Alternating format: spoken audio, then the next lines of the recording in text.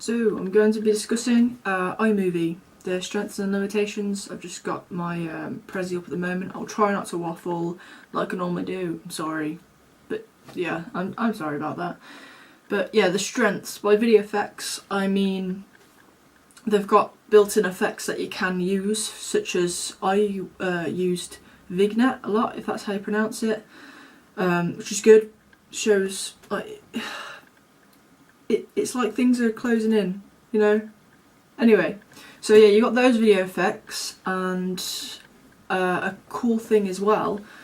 Well, sorry, other video effects are you can change the colour.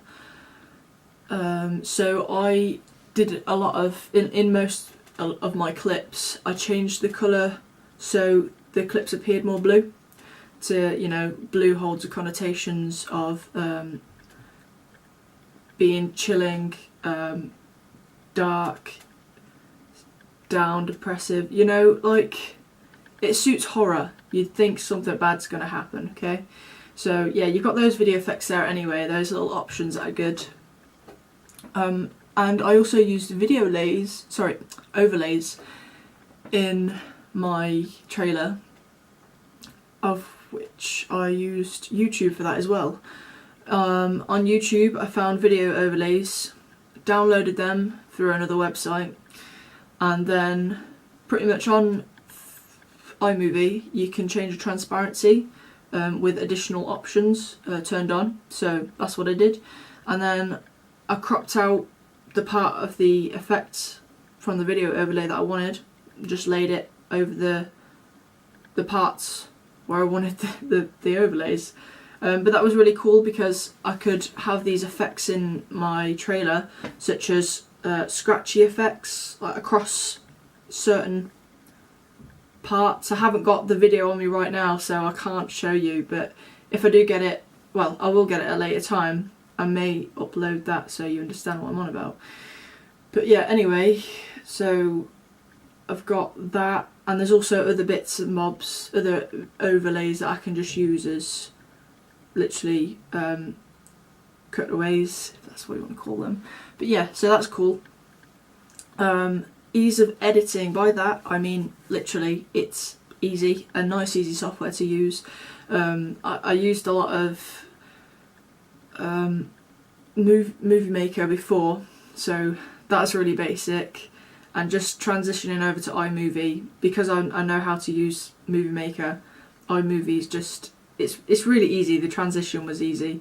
There were some things that I was a bit stuck on, but once I'd worked it out, it was fine. A part of it was learning how to use the different functions on iMac as well, because just literally the different commands on the keyboard and how the mouse worked differently, okay? So yeah, just little things like that, but once I'd done it, it was fine, so yeah.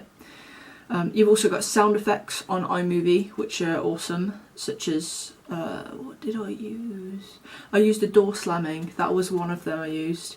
So that was a nice little effect that was just built in, that I could have just, I grabbed it and just dragged it onto my project, and just adding that sound effect alone made it that little bit better, so that's great. Title effects, by that I mean the thing at the beginning, say it shows the producer, and also you get the title effects throughout.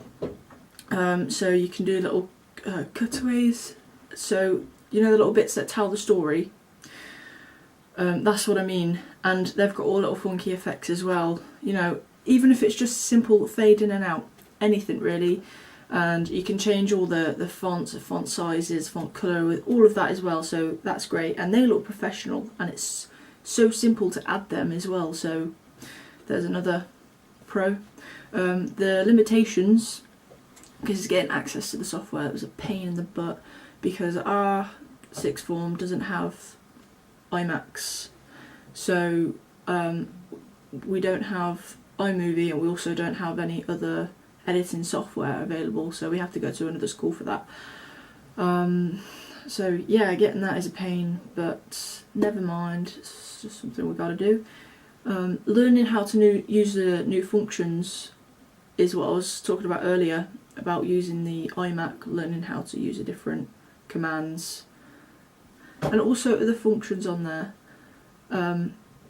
such as a cropping tool, you don't have that on a Windows Movie Maker. Just little things like that that I was introduced to and had to learn them, but it was simple, so learned them quick. There's not as many options available in comparison to proper video editing software like professional, say the Logic Pro and oh gosh, I can't think of one right now, but anyway, you know what I mean. So yeah, you haven't got all the options, so you might not be able to make exactly what you have in mind.